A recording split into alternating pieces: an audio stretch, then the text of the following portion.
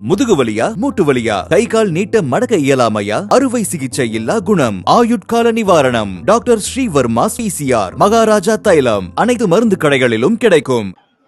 அந்த துறைக்கு பொருந்தாத ஒரு அமைச்சராக முதலமைச்சர் அந்த வண்டியில போகும்போது டிஃபெண்டர் வண்டியில போனா சைட்ல தொங்கறதுக்கு மட்டும் ஒரு அமைச்சர் இருக்காரு. அதனால நம்மளை திட்டதெல்லாம் சங்கத்தின நாங்க தொடர்ந்து கேள்வி கேட்டோம்.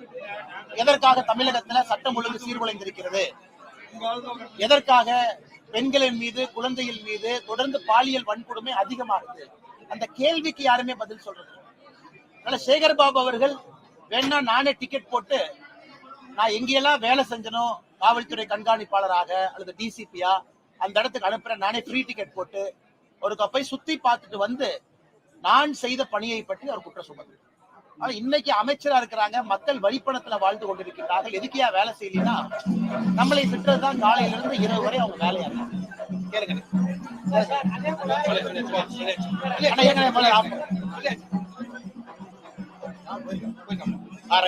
சூப்பர் கேளுங்க. செந்தில் பாலாஜி காலையில நடந்த மீட்டிங்ல தேவையில்லாத செப்பல் போட வந்திருக்காரு. திராவிட மண்டல இனிமே செப்பலே போட முடியாது அப்படின்னு சரிண்ணே பாத்துருவனே, செப்பல் போடாம தானே இருக்கேன், ஜெயிலுக்கு போலி இல்லனே. ஜெயிலுக்கு போனா தானே தப்பு. மக்களுடைய பணத்தை தின்னுட்டு வேலை வாங்கி தரான்னு ஏமாத்திட்டு அதே துறைக்கு அமைச்சரா வந்து உட்கார்ந்துகிட்டு உச்ச நீதிமன்றமே அமைச்சரா தொடர வேண்டுமான்னு கேட்கிறாங்க. அதனால ஜெயிலுக்கு போறதானே தப்பு, செப்பல் போடாம இருக்கிறது என்னென்ன தப்பு. அதனால 2026 நீங்க பாருங்க என்ன நடக்க போகுதுன்னு. தமிழகத்துல மக்கள் தெளிவாக இருக்கிறாங்க. திராவிட முன்னேற்ற கழகத்துக்கு முடிவுரை எழுதிட்டாங்க. அதனாலதான் முதலமைச்சர் அவர்கள் எதுவுமே செய்யாம ரிவ்யூ மீட்டிங்லாம் வைக்கிறது இல்ல. மேடையை போட்டு பிரதமரை திட்டுறதுக்குதான் மீட்டிங், மேடையை போட்டு பிஜேபியை திட்டுறதுதான் திமுகவுடைய வேலை. மக்களை போய் பார்க்கலாமே, மக்கள்கிட்ட இவ்வளவு பிரச்சனை இருக்கே, திமுக காரங்க ஏன் கீழே வர மாட்டாங்க? மேடையை போட்டு பாரதிய ஜனதா கட்சியை திட்டுவது மட்டுமே முழு நேர வேலையா திமுக வச்சிருக்கிறாங்க.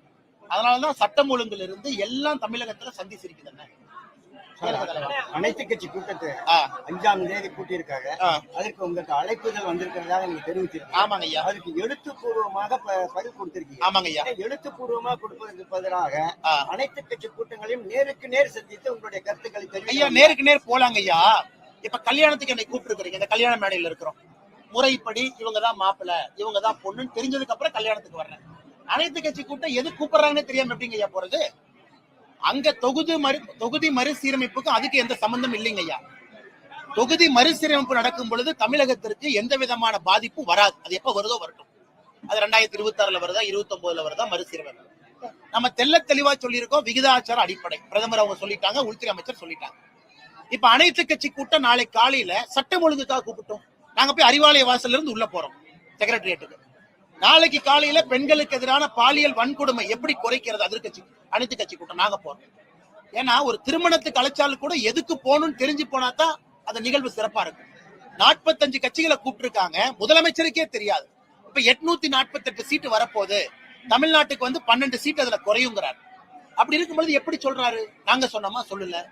மத்திய அரசுடைய அதிகாரிகள் தகவல் கொடுத்தாங்களா? இல்லைங்கன்னா. இல்ல முதலமைச்சர்கிட்ட சீக்ரெட் டாக்குமெண்ட் இருக்கு, அதுவும் இல்லை. அதனால முதலமைச்சர் அவர்கள் எந்த ஆதாரத்தின் அடிப்படையில தொகுதி மறுசீரமைப்பு வரும் பொழுது தமிழகத்திற்கு பாராளுமன்ற உறுப்பினர்கள் குறையும் எப்படி சொல்றாங்க? குறையாதுன்னு ஆளுங்கட்சி நாங்க சொல்றோம், குறையாதுன்னு உள்துறை அமைச்சர் சொல்றோம், குறையாதுன்னு பிரதமர் சொல்றாங்க. அதை விட முதலமைச்சருடைய வார்த்தைக்கு நம்பிக்கை அதிகமான பார்லிமெண்ட்ல முடிவெடுக்கக்கூடியவங்க நம்ம கட்சிங்க, ஆளுங்கட்சி பாஜக.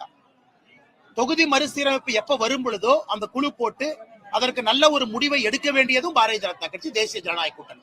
நாங்க இல்லைன்னு சொன்னதுக்கு அப்புறம் முதலமைச்சருக்கு எந்த அதிகாரமும் இல்லாதவரு சென்னையில் உட்கார்ந்து இல்ல குறையும்னா எப்படி அந்த கூட்டத்துக்கு போறதுங்க? அதனாலதான் தெளிவா பதில் கடிதம் எழுதியிருக்கோம். நாங்க எழுதின கடிதத்தையே ப்ரூஃபா வச்சுக்கங்க. விகிதாச்சார அடிப்படையில ப்ரோரேட்டா பேசிஸ்ல ஒரு தொகுதி கூட குறையாம எல்லா மாநிலத்திற்கும் சம வாய்ப்பு இருக்கும். ஆமாங்க ஐயா, ஆமாங்க ஐயா. நீங்களே நியாயமா சொல்லுங்க ஐயா. ஓராண்டுக்கு முன்பு ஒரே நாடு ஒரே தேர்தல் அரசியல் பண்ணாங்களா?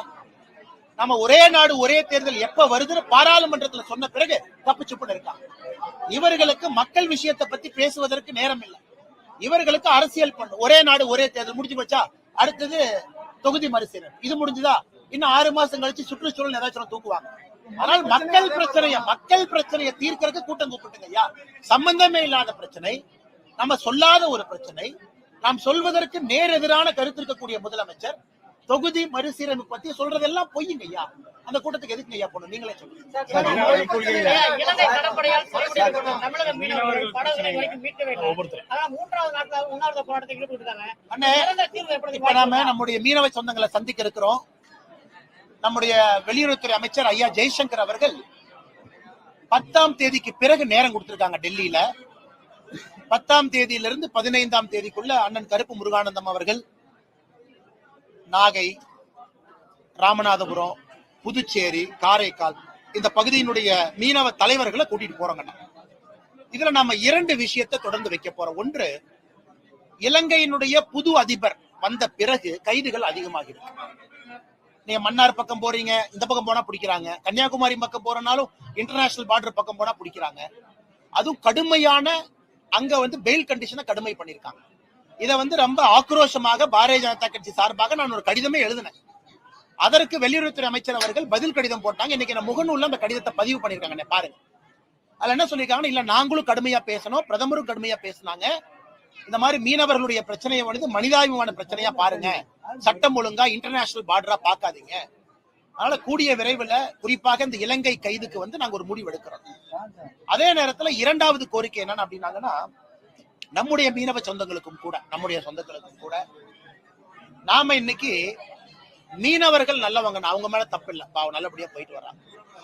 சில சமூக விரோதிகள் மீனவர்கள் போர்வையில கடத்தல் பண்றாங்க, அதை கோஸ்ட் கார்டு பிடிக்கிறாங்க. அதையும் நம்ம இல்லைன்னு மறுக்க முடியாதுங்கண்ணே.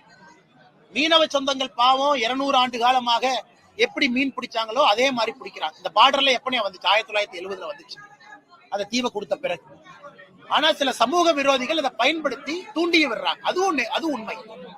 அதை நம்முடைய கோஸ்ட் கார்டு இங்க கட்டுப்படுத்தணும். அதனால கோஸ்ட் கார்டுக்கும் நாங்க வேண்டுகோள் விடுக்கிறோம். நம்ம சைட்ல யாராவது அந்த மாதிரி பண்றாங்கன்னா இங்கேயே தடுத்து நிறுத்தணும். எதுக்கு இலங்கைக்குள்ள போகணும்? மீனவர்கள் பிரச்சனை வேறு.